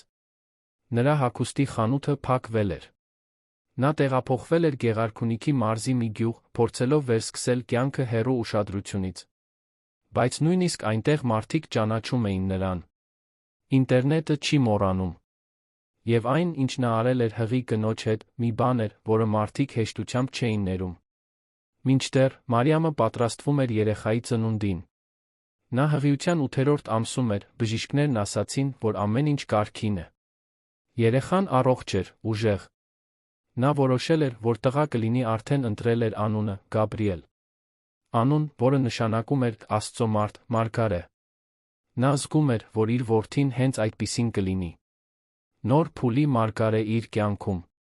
Տիկին Սելինը երեխայի սենյակն էր պատրաստում Դիլիջանի տանը։ Նա գնել էր բաց գույնի փայտյա օրորոց, աստղերով շարժական խաղալիք, փափուկ ծածկոցներ։ Ամեն ինչ պատրաստված էր սիրով խնամքով։ Մարիամը ժամեր էր անցկացնում այդ սենյակում, պատկերացնելով, թե ինչպես կլինի, երբ Գաբրիելը ծնվի։ Մտածում էր, թե ինչպես է նրան մեծացնելու, ինչ արժեքներ է սովորեցնելու, թե ինչպիսի տղամարդ է ուզում, որ նա դառնա։ Նա ուզում էր, որ Գաբրիելը մեծանա, իմանալով կանանց հարգել։ Որ հասկանա, որ սերը վերահսկողություն չէ։ Որ առողջ հարաբերությունները կառուցվում են հարգանքով, վստահությամբ, հավասարությամբ։ Նա չէր ուզում, որ նա դառնա ինչ-որ մեկը, ինչպես Ռուբենը։ Եվ վճռական էր անել ամեն ինչ, դա կանխելու համար։ Հենրին այցելում էր, երբ հնարավորություն էր լինում։ Նա դարձել էր ոչ միայն եղբայր, այլ հայրական կերպար մոտալուտ երեխայի համար։ Նա կատակում էր, ասելով, որ աշխարհի ամենաակտիվ քեռին կլինի։ Եվ Մարիամը հավատում էր։ Նա սեր էր տեսնում եղբոր աչքերում, ամեն անգամ, երբ նա ձեռքը դնում էր նրա փորին, զգում, թե ինչպես է Գաբրիելը ոտքերով հրում։ Ամուսնալուծության գործընթացն արագորեն առաջ էր գնում։ Բոլոր ապացույցներով, ցուցմունքներով ավելի ու ավելի պարզ էր դառնում, որ Մարիամը դրական որոշում կունենա։ Ռուբենը պարտավոր կլիներ ալիմենտ վճարել Գաբրիելի համար։ Գույքի բաժանումը կկատարվեր արդարացիորեն, հաշվի առնելով Մարիամի մասնակցությունը ընկերության կառուցմանը առաջին տարիներին պատճառված ամբողջ տառապանքը։ Եվ ամենակարևորը, նրա խնամակալությունը սահմանափակ կլիներ։ Դատավորը լրջորեն քննարկում էր միայն վերահսկվող այցելություններ թույլատրելը, հաշվի առնելով մեղադրանքների լրջությունը բռնի վարքագծի պատմությունը։ Ռուբենը փորձեց բանակցել։ Առաջարկեց ավելի շատ գումար Մարիամի կողմից մեղադրանքները հետ կանչելու դիմաց։ Բայց նա հրաժարվեց։ Խնդիրը փողը չէր։ Երբեք չի եղել։ Խնդիրը արդարությունն էր։ Խնդիրը ապահովելն էր, որ այլ կանայք չանցնեն այն, ինչ ինքը անցավ։ Խնդիրը իր որդուն պաշտպանելն էր մի հորից, ով չգիտեր առողջ կերպով սիրել։ Մի կեսօր Մարիամը տիկին Սելինի տան պատշգամբում էր, երբ անսպասելի զանգ ստացավ Ջուլիայից։ Նրա ընկերուհին նորից դարձել էր նրա կյանքի մշտական ներկայությունը, այցելելով, երբ հնարավոր էր, ժամերով խոսելով հեռախոսով։ Մարի, լուրերը տեսել ես, հարցրեց Ջուլիան հուզված։ Ինչ լուրեր։ Ռուբենի ընկերությունը հենց նոր սնանկացում հայտարարեց։ Գործընկերները կարողացան ապացուցել, որ նա միլիոններ է շեղել։ Նրան քրեական հետաքննություն է սկսվել։ Նա կարող է բանտ ընկնել, Մարի։ Մարիամը մի պահ լռեց։ Նրա մի մասը մռայլ բավարարություն զգաց, լսելով դա։ Դա վերջապես իրականացվող արդարությունն էր։ Բայց նրա մյուս մասը, փոքր, բայց դեռ ներկա, տխրության մի ցավ զգաց։ Ոչ թե Ռուբենի համար, այլ այն ամենի համար, ինչ նրանք կարող էին լինել, բայց երբեք չեղան։ Այն մարդու համար, ում նա կարծում էր, որ նա էր, բայց ով իրականում երբեք գոյություն չուներ։ Դա այն է, ինչին նա արժանի է, ասաց Մարիամը վերջապես։ Նա իր ընտրությունները կատարեց։ Հիմա պետք է կրի հետանքները։ Զրույցն ավարտելուց հետո Մարիամը մտածում էր, թե ինչպես էր իր կյանքը այդքան կարճ ժամանակում փոխվել։ Մի քանի ամիս առաջ նա մի ամուսնության մեջ էր, որը կարծում էր, թե ամուր է, պլանավորում էր ապագա մի մարդու հետ, ում կարծում էր, թե սիրում է։ Եվ հիմա նա մենակ էր, հղի, վերակառուցում էր իր կյանքը զրոյից։ Բայց տարօրինակ կերպով նա իրեն աներճանիկ չէր զգում։ Նա իրեն ազատ էր զգում։ Նա հայտնաբերել էր, որ կարող է էմոցիոնալ առումով ինքն իրեն պահել։ Որ նրան տղամարդ պետք չէր, իրեն ամբողջական զգալու համար։ Որ իր ուժը ներսից էր գալիս, ոչ թե դրսից։ Եվ այդ հայտնագործությունն ավելի արժեքավոր էր, քան ցանկացած ամուսնություն կարող էր լինել։ Մինչ արը մայր էր մտնում Դիլիջանի վրա, երկինքը նարնջագույն վարդագույն երանգներով ներկելով, Մարիամը ձեռքը դրեց փորին, զգաց, թե ինչպես է Գաբրիելը շարժվում։ Նա ժպտաց։ Ամեն ինչ լավ կլինի, սիրելիս, շշնջաց նա երեխային։ Մենք լավ կլինենք։ Ես խոստանում եմ։ Եվ առաջին անգամ երկար ժամանակ անց նա իսկապես հավատում էր դրան։ Ամենավատն անցել էր։ Փոթորիկները հանդարտվել էին։ Եվ հորիզոնում նա տեսնում էր ավելի պայծառ օրերի հնարավորությունը։ Օրեր, երբ նա պարզապես Մարիամ կլիներ։ Ոչ թե ինչ-որ մեկի կինը։ Ոչ թե ինչ-որ մեկի զոհը։ Պարզապես ինքը։ Ուժեղ, տոկուն, ազատ։ Հաջորդ շաբաթ Մարիամը անսպասելի նամակ ստացավ։ Դա կանանց նկատմամբ բռնության զոհերի հետ աշխատող ոչ կառավարական կազմակերպությունից էր։ Նրանք տեսել էին նրա հարցազրույցը, կցանկանային հրավիրել նրան որպես գործի դեսպան։ Իր պատմությունը օգտագործելու, այլ կանանց օգնելու համար։ Ցույց տալու, որ հնարավոր է դուրս գալ բռնի հարաբերություններից, վերակառուցել կյանքը։ Մարիամը մի քանի անգամ կարդաց նամակը։ Նա երբեք իրեն նման դերում չէր պատկերացրել։ Երբեք չէր մտածել, որ իր ցավը կարող է վերածվել ավելի մեծ բանի, մի բանի, որը կարող էր օգնել այլ մարդկանց։ Բայց որքան շատ էր մտածում այդ մասին, այնքան ավելի իմաստ էր գտնում գաղափարը։ Նա զանգահարեց Հենրիին, պատմեց հրավերի մասին։ Ինչ ես կարծում, հարցրեց նա։ Կարծում եմ, դու դրա համար ես ծնվել, Մարի, պատասխանեց Հենրին առանց վարանելու։ Դու հզոր պատմություն ունես։ Եվ եթե դու քեզ հարմարավետ ես զգում այն կիսելուց, կարող ես հսկայական տարբերություն մտցնել շատ կանանց կյանքում։ Մարիամը որոշեց ընդունել։ Բայց նախ նա պետք է կենտրոնանար մեկ բանի վրա՝ Գաբրիելի գալուստը։ Միայն մեկ ամիս էր մնացել։ Մի ամիս, մինչ նա առաջին անգամ կգրկեր իր որդուն։ Մի ամիս, մինչ պաշտոնապես կսկսեր իր նոր կյանքը։ Եվ նա հազիվ էր սպասում։ Մինչդեռ Երանում Ռուբենը բախվում էր իր արարքների իրականությանը։ Նա կորցրել էր ամեն ինչ։ Ընկերությունը, փողը, հեղինակությունը, ազատությունը։ Նա քրեական քաղաքացիական գործերի պատասխան էր տալիս, դաշնային հետաքննության էր ենթարկվում։ Լիլիթն ամբողջությամբ խզել էր նրա հետ կապը, պնդելով, որ ինքն էլ էր զոհ դարձել նրա ստերին։ Նա մենակ էր, հենց այնպես, ինչպես Մարիամին էր թողել այդ ավտոկայանատեղիում ամիսներ առաջ։ Տարբերությունն այն էր, որ Մարիամը ուժ էր գտել վեր կենալու համար։ Նա գտել էր աջակցություն, սեր, նպատակ։ Ռուբենը մյուս կողմից այնքան խորը փոս էր փորել, որ այլևս չէր կարողանում տեսնել ցերեկային լույսը։ Եվ սա էր իրական արդարությունը։ Ոչ միայն իրավական գործընթացները, այլ այն փաստը, որ մինչ նա խորտակվում էր, Մարիամը բարձրանում էր։ Մինչ նա կորցնում էր ամեն ինչ, նա գտնում էր իրեն։ Եվ այսպես, հղիության ավարտի մոտենալուն պես, Մարիամը պատրաստվում էր ոչ միայն մայր դառնալուն, այլ իր լավագույն տարբերակը լինելուն։ Մի տարբերակ, որը ձավորվել էր ցավի մեջ, կոփվել էր տառապանքով, բայց որը դուրս էր եկել ավելի ուժեղ, ավելի իմաստուն, ավելի տոկուն։ Գոյատող, բառի բոլոր իմաստներով։ Դեկտեմբեր ամիսը եկավ իր հետ բերելով բրազիլական ամառվա ուժեղ շոգը վերսկսումների խոստումը։ Մարիամը հղիության վերջին շաբաթում էր, փորը մեծ, ոտքերը այտուցված, բայց սիրտը լի սպասումներով։ Տիկին Սելինը ոչ մի րոպե չէր հեռանում նրա կողքից, ուշադիր ցանկացած նշանի, որ ծննդաբերությունը կարող էր սկսվել։ Հենրին արձակուրդ էր վերցրել աշխատանքից, Զարմիկի ծննդին ներկա լինելու համար։ Ամեն ինչ պատրաստ էր։ Մանկատան ճամպրուկը պատրաստ։ Երեխայի սենյակը զարդարված։ Միայն մնում էր, որ Գաբրիելը որոշեր, որ ժամանակն է աշխարհ գալու։ Շաբաթ առավոտ էր, նախաճաշից անմիջապես հետո, երբ Մարիամը զգաց առաջին կծկումը։ Այն տարբերվում էր մարզումային կծկումներից, որոնք զգացել էր վերջին շաբաթներին։ Սա ավելի ուժեղ էր, ավելի ինտենսիվ, ավելի իրական։ Նա կանչեց տիկին Սելինին, ով անմիջապես գործի անցավ այն արդյունավետությամբ, ով արդեն 2 անգամ անցել էր դրանով։ Հենրին վերցրեց ճամպրուկը, օգնեց Մարիամին նստել մեքենան, շարժվեցին դեպի մանկատուն։ Դիլիջանի երթևեկությունը հանգիստ էր այդ առավոտ։ Արը պայծառ էր փայլում, երկինքը կապույտ էր, առանց ամպերի, ծովից մեղմ քամի էր գալիս։ Մարիամը նայում էր պատուհանից, խորը շունչ քաշելով յուրաքանչյուր կծկման ժամանակ, փորձելով հանգիստ մնալ։ Հենրին զգուշությամբ, բայց արագ էր վարում, քրոջը քաջալերող խոսքեր ասելով. «Դու ուժեղ ես, Մարի։ Դու կարող ես։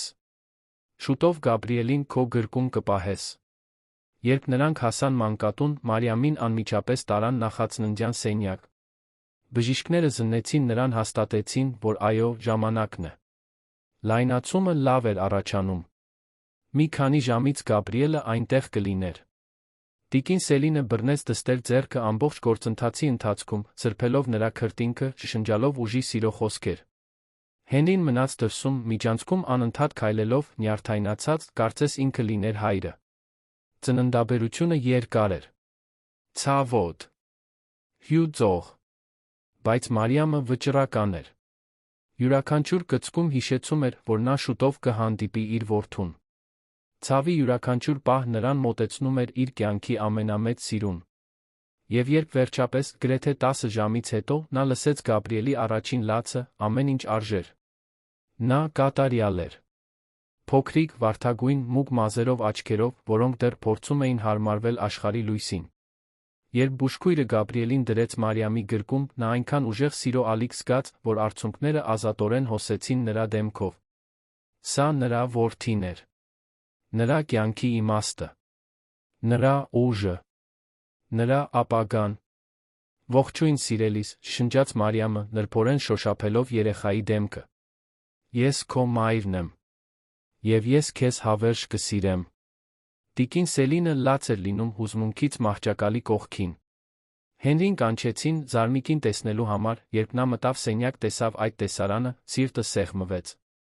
Իր քույրը, ով այդքան բան էր անցել, ով այդքան վիրավորվել էր, հիմա փայլում էր մի լույսով, որը նա երբեք չէր տեսել։ Դա մայրության լույսն էր։ Անվերապահ սիրո։ Նորացված հույսի։ Հաջորդ օրերին, դեռ մանկատանը, Մարիամը բազմաթիվ այցեր ստացավ։ Ջուլիան առաջիններից էր, ծաղիկներ, նվերներ բերելով երեխայի համար։ Այլ ընկերուհիներ, ում հետ նա վերամիավորվել էր վերջին ամիսներին, նույնպես հայտնվեցին։ Փաստաբան Պատրիցիան ուղարկեց մեծ զամբյուղ, մանկական ապրանքներով հուզիչ բացիկ, ասելով, որ հպարտ է Մարիամի ուժով։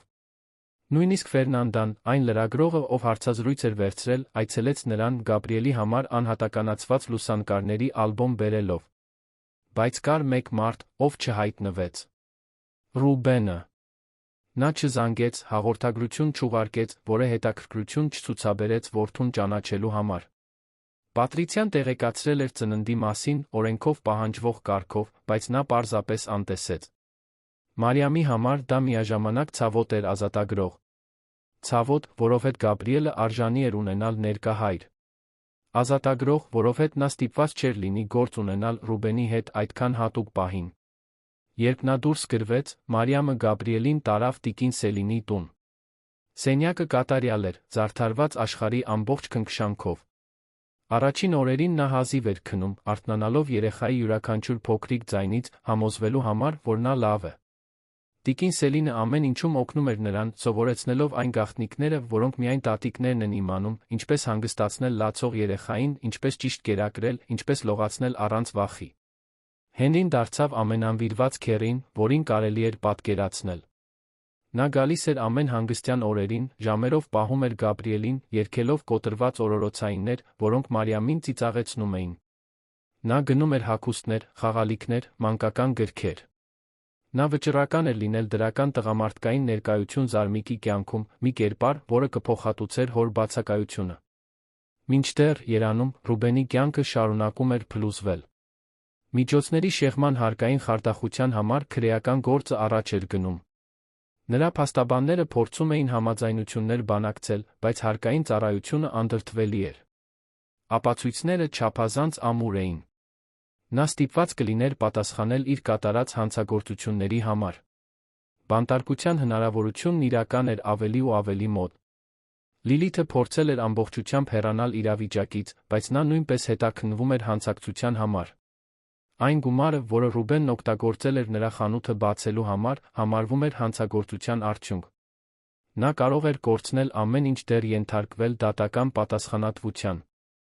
Այն շքեղ կյանքը, որը նա կառուցել էր Մարիամի տառապանքի հաշվին, վերածվել էր մղձավանջի։ Գաբրիելի ծնունդից 2 ամիս անց Մարիամը ստացավ այն լուրը, որին սպասում էր։ Ամուսնալուծությունը պաշտոնապես ձակերպվել էր։ Նա օրինականորեն ազատ էր Ռուբենից։ Գույքի բաժանումը նրա օգտին էր, հաշվի առնելով ընկերությունում նրա մասնակցությունը պատճառված ամբողջ տառապանքը։ Նա զգալի գումար կստանար, որպես բարոյական վնասի փոխհատուցում, բացի Գաբրիելի համար նախատեսված ալիմենտից։ Ինչ վերաբերում է խնամակալությանը, դատավորը որոշեց, որ Ռուբենը կարող է տեսնել որդուն միայն վերահսկվող այցելությունների միջոցով, հաշվի առնելով մեղադրանքների լրջությունը նրա վարքագիծը ամբողջ գործընթացի ընթացքում։ Ռուբենը փորձեց բողոքարկել որոշումը, բայց նրա դիմումները մերժվեցին։ Արդարությունը խոսել էր։ Եվ այս անգամ նրա փողն ու ազդեցությունը բավարար չէին վճիռը փոխելու համար։ Նա ստիպված կլիներ սովորել ապրել իր արարքների հետանքներով։ Մարիամը իր հերթին սկսեց պլանավորել իր ապագան։ Նա որոշեց ընդունել ոչ կառավարական կազմակերպության հրավերը, լինելու բռնության զոհ կանանց գործի դեսպան։ Սկսեց մասնակցել դասախոսությունների, պատմել իր պատմությունը դպրոցներում, համալսարաններում, կորպորատիվ միջոցառումներում։ Ամեն անգամ, երբ նա խոսում էր, նա այլ կանանց աչքերում տեսնում էր ճանաչում, նույնականացում, հույս։ Նրա պատմությունը փոփոխություն էր բերում։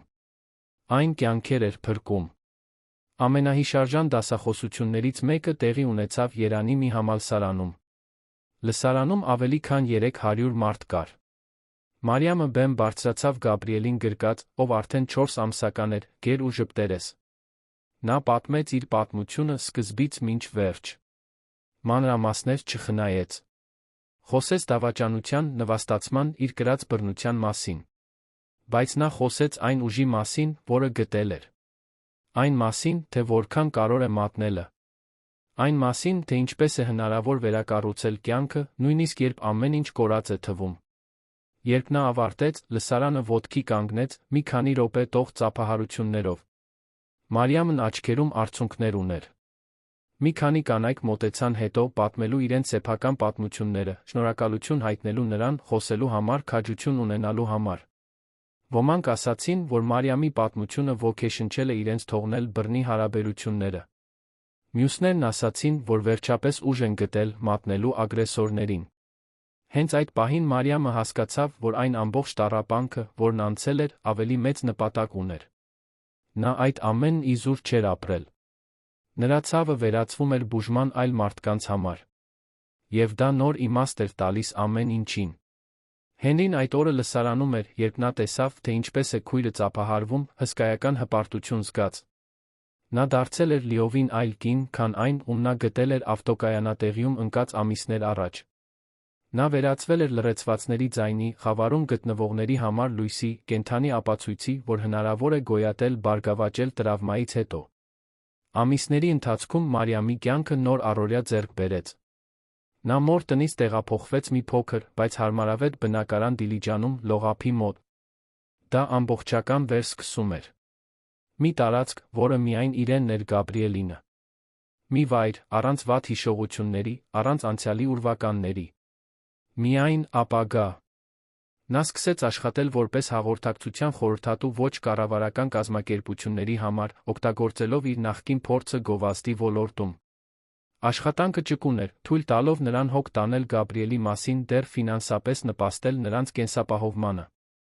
Ռուբենից ստացվող կենսաթոշակն օգնում էր, բայց նա պնդում էր, որ միայն դրանից կախված չլինի։ Նա ուզում էր ապացուցել ինքն իրեն, որ ինքը կարող է ինքնուրույն ապրել։ Գաբրիելն արագ էր աճում։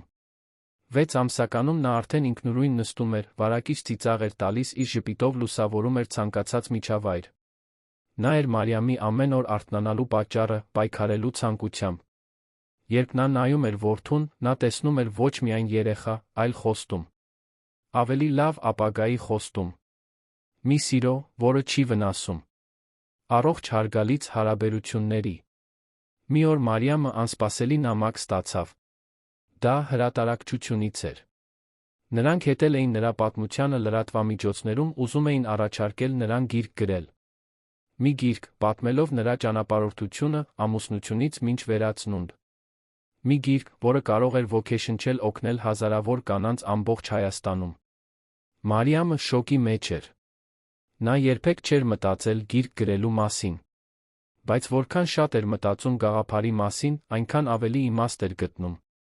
Նա շատ բան ուներ ասելու։ Շատ դասեր քաղած։ Շատ իմաստություն ձեռք բերած ցավի միջոցով։ Եվ եթե դա կարող էր վերածվել շոշափելի բանի, մի բանի, որը մարդիկ կարող էին տուն տանել, օգտագործել դժվար պահերին, դա հրաշալի կլիներ։ Նա ընդունեց առաջարկը։ Հաջորդ ամիսներին, մինչ հոգ էր տանում Գաբրիելի մասին, նա գրում էր։ Գրում էր ուշ գիշերով, երբ երեխան քնած էր։ Գրում էր վաղ առավոտյան, մինչ նա կարթնանար։ Գրում էր յուրաքանչյուր պահի, յուրաքանչյուր հույզի, յուրաքանչյուր դասի մասին։ Դա երբեմն ցավոտ գործընթաց էր, թղթի վրա վերապրել այդ ամենը։ Բայց դա նա կատարսիս էր։ Թերապտիկ։ Փոխակերպող։ Գիրքը լույս տեսավ Գաբրիելի ծնունդից 1 տարի անց։ Վերնագիրը պարզ էր, բայց հզոր։ Վերածնունդ։ Ինչպես ես գոյատեցի ամենավատը, գտա իմ ուժը։ Շնորհանդեսը հուզիչ իրադարձություն էր, հարյուրավոր մարդկանց ներկայությամբ։ Մարիամը կարդաց մի քանի հատված, պատասխանեց հարցերին, ստորագրեց օրինակներ։ Տիկին Սելինը, Հենրին այնտեղ էին, հպարտ, աջակցելով նրան, ինչպես միշտ։ Գիրքը դարձավ բեսթսելեր։ Մի քանի շաբաթվա ընթացքում այն մտավ ամենավաճառվողների ցուցակ։ Մարիամը սկսեց հաղորդագրություններ ստանալ ամբողջ երկրից։ Կանայք շնորհակալություն էին հայտնում, կիսվում էին իրենց պատմություններով, ասելով, որ գիրքը փոխել է իրենց կյանքը։ Դա ավելին էր, քան նա կարող էր պատկերացնել։ Մինչ Մարիամը բարձրանում էր, Ռուբենն ավելի ու ավելի էր խորտակվում։ Նա առաջին ատյանի դատարանով դատապարտվել էր 6 տարվա ազատազրկման, հարկային խարդախության միջոցների շեղման համար։ Նա բողոքարկում էր որոշումը, բայց հեռանկարները լավ չէին։ Նրա ընկերությունն ամբողջությամբ սնանկացել էր։ Նա կորցրել էր այն ամենը, ինչ կառուցել էր։ Եվ ամենավատը, կորցրել էր սեփական որդու մեծացումը տեսնելու իրավունքը։ Մի պահ Ռուբենը փորձեց մոտենալ։ Նա զանգահարեց Մարիամին փաստաբանի միջոցով, խնդրելով տեսնել Գաբրիելին։ Ասում էր, որ փոխվել է, որ զղջում է, որ ուզում է ներկա հայր լինել։ Բայց Մարիամը խոսեց Պատրիցիայի Հենրիի հետ, որոշեց, որ ժամանակը ճիշտ չէ։ Ռուբենը նախ պետք է ապացուցեր, որ իսկապես փոխվել է։ Պետք է անցներ թերապիա, ստանձներ պատասխանատվություն իր արարքների համար, ցուցադրեր գործողություններով, ոչ միայն խոսքերով, որ անվտանգ է լինել երեխայի կողքին։ Առայժմ դատավորի կողմից սահմանված վերահսկվող այցելությունները կլինեին առավելագույնը թույլատրվածը։ Եվ նույնիսկ այդպես, Ռուբենը հազվադեպ էր հայտնվում։ Կարծես որդուն վերահսկվող միջավայրում տեսնելու անհրաժեշտությունը այնքան էր վիրավորում նրա էգոն, որ նա նախընտրում էր պարզապես չգնալ։ Էլի մի ապացույց, որ Գաբրիելի նկատմամբ նրա հետաքրքրությունն ավելի շատ վերահսկողության, քան իրական սիրո մասին էր։ Մարիամն այլս բարկություն չէր զգում Ռուբենի հանդեպ։ Նա երկարատ թերապիայի գործընթաց էր անցել, հասել էր ներքին խաղաղության վիճակի։ Նա հասկանում էր, որ վիրավորված մարդիկ վիրավորում են ուրիշներին։ Որ Ռուբենը հավանաբար ուներ իր սեփական չբուժված վերքերը։ Դա չէր արդարացնում նրա արարքը, բայց օգնում էր նրան թողնելու դառնության բեռը։ Նա չէր ուզում այդ բեռը կրել իր կյանքի մնացած մասը։ Կիրակի մի արոտ կեսօր Մարիամը լողափում էր Գաբրիելի հետ։ Նա արդեն 1 տարի ու 3 ամսական էր, քայլում էր օգնությամբ սիրում էր խաղալ ավազի վրա։ Տիկին Սելինը Հենրին նրանց հետ էին, պիկնիկ անելով։ Դա պարզ, բայց սիրով լի տեսարան էր։ Գաբրիելը ծիծաղում էր, մինչ ալիքները թրջում էին նրա փոքրիկ ոտքերը։ Մարիամը նայում էր նրան, երախտագիտություն էր զգում յուրաքանչյուր պահի համար։ Գիտես, Մարի, ասաց Հենրին, մինչ նրանք սենդվիչներ էին ուտում, ես մտածում եմ, թե որքան զարմանալի ես դու։ Նայիր այն ամենին, ինչ դու անցել ես։ Նայիր, թե որտեղ ես հիմա։ Դու հազարավոր մարդկանց համար ոգեշնչման աղբյուր ես դարձել։ Մարիամը ժպտաց։ Ես ոչինչ էլ չարեցի, Հենրի։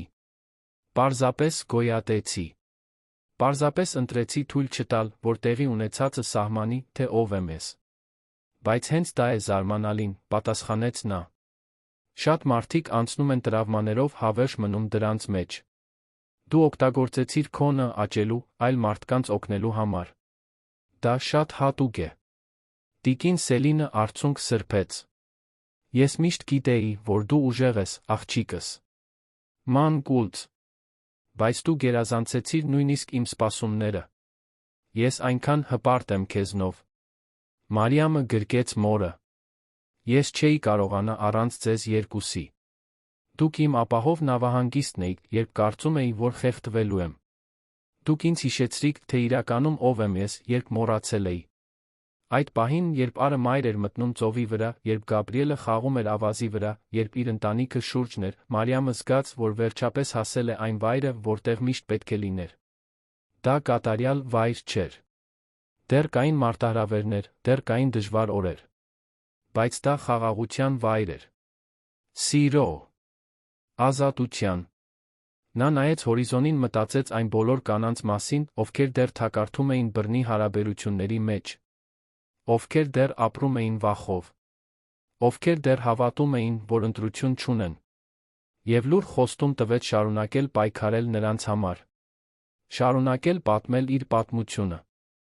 Շարունակել լինել լույս խավարի մեջ։ Որովհետև եթե նա կարողացավ, ուրիշներն էլ կկարողանան։ Եթե նա ուժ գտավ վեր կենալու այդ սառը ավտոկայանատեղիի հատակից, ուրիշներն էլ կգտնեն։ Ճանապարհը հեշտ չէր։ Բայց հնարավոր էր։ Եվ արժեր։ Գաբրիելը վազեց դեպի նա, բացված թերով, ժպիտը լուսավորում էր նրա դեմքը։ Մարիամը նրան գրկեց, համբույրներով լցրեց, շշնջաց. Մայրիկը քեզ այնքան է սիրում, սիրելիս։ Եվ միշտ կպաշտպանի քեզ։ Դու երբեք չես իմանա մի աշխարհ, որտեղ սերը ցավ է պատճառում։ Որովհետև ես քեզ կսովորեցնեմ, թե ինչ է իրական սերը։ Եվ այդ պահին որդուն գրկած ծովափը ողողող երեկոյան ոսկեզոծ արի տակ, իր ընտանիքի կողքին, Մարիամը գիտեր, որ վերջապես գտել է այն, ինչ միշտ փնտրել էր։ Ոչ թե հարաբերություններում, ոչ թե մեկ ուրիշի մեջ, այլ իր ներսում։ Նա վերածնվել էր մոխիրներից։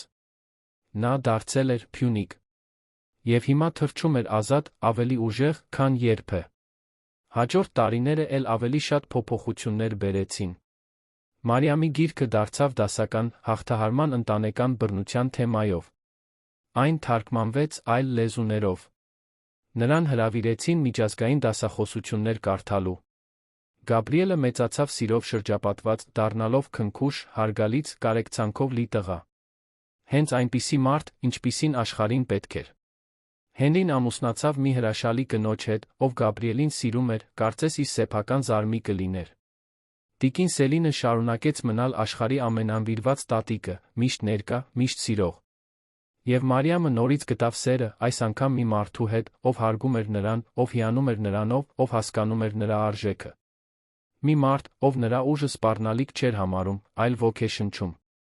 Ռուբենն ի վերջո գրեց իր պատժի մի մասը դուրս եկավ բանտից։ Նա փորձեց նորից մոտենալ Գաբրիելին, երբ նա 7 տարեկան էր, բայց տղան հետաքրքրություն չուներ ճանաչելու այն հորը, ով երբեք ներկա չէր եղել։ Մարիամը ոչինչ չպարտադրեց։ Թույլ տվեց, որ Գաբրիելն ինքնուրույն որոշի։ Եվ նա որոշեց, որ ուրախ է իր ունեցած ընտանիքով։ Որ նրան պետք չէր մեկը, ով պարզապես կիսում էր իր դնդեն, բայց ով չէր կիսել իր կյանքը։ Եվ այսպես, այն, ինչ սկսվեց որպես ցավի դավաճանության պատմություն, վերածվեց հաղթահարման հույսի պատմության։ Մարիամն ապացուցեց, որ հնարավոր է վեր կենալ ընկնելուց հետո։ որ հնարավոր է լույս գտնել նույնիսկ ամենախոր խավարում, որ հնարավոր է նորից սիրել վիրավորվելուց հետո։ Նրա պատմությունը շարունակեց ոգեշնչել հազարավոր կանանց ամբողջ աշխարհում։ Յուրաքանչյուր դասախոսություն, յուրաքանչյուր հարցազրույց, նրա գրքի յուրաքանչյուր վաճառված օրինակ ցանված սերմ էր։ Քաջության, ուժի, հույսի սերմ։ Եվ այդ սերմերը ծլեցին, աճեցին, բազմապատկվեցին։ Որովհետև ի վերջո Մարիամի պատմությունը միայն նրա մասին չէր։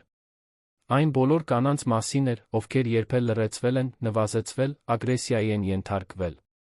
Այն ցույց էր տալիս, որ կյանք կա տրավմայից հետո, որ երջանկություն կա ցավից հետո, որ վերսկսումներ կան, նույնիսկ երբ ամեն ինչ ավարտված է թվում։ Եվ մինչ նա շարունակում էր իր ճանապարհորդությունը, օգնելով այլ կանանց գտնել իրենց սեփական ուժերը, Մարիամը գիտեր, որ այն ամենը, ինչ անցել էր, արժեր։ Որովհետև նրա ցավը իզուր չէր անցել։ Այն վերափոխվել էր։ Այն դարձել էր նպատակ։ Այն դարձել էր հույս։ Այն դարձել էր սեր։ Եվ այդ սերը, բազմապատկված հազարավոր շոշափված կյանքերով, Մարիամի իրական ժառանգությունն էր։ Ոչ թե այն բռնությունը, որը նա կրեց։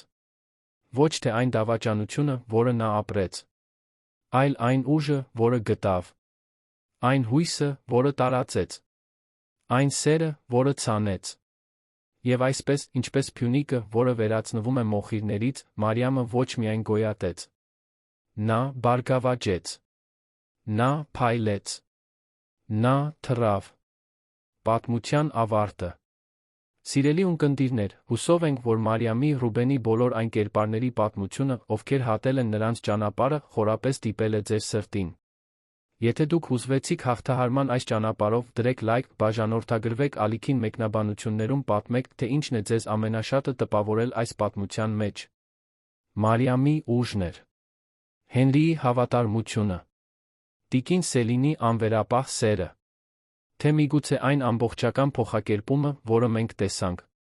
Ամեն օր մենք ներկայացնում ենք նման ինտենսիվ պատմություններ, որոնք բացահայտում են մարդկային հոգու ամենախոր կողմը, որոնք ցույց են տալիս, որ հնարավոր է վերացնվել նույնիսկ ամենադժվար հանգամանքներում։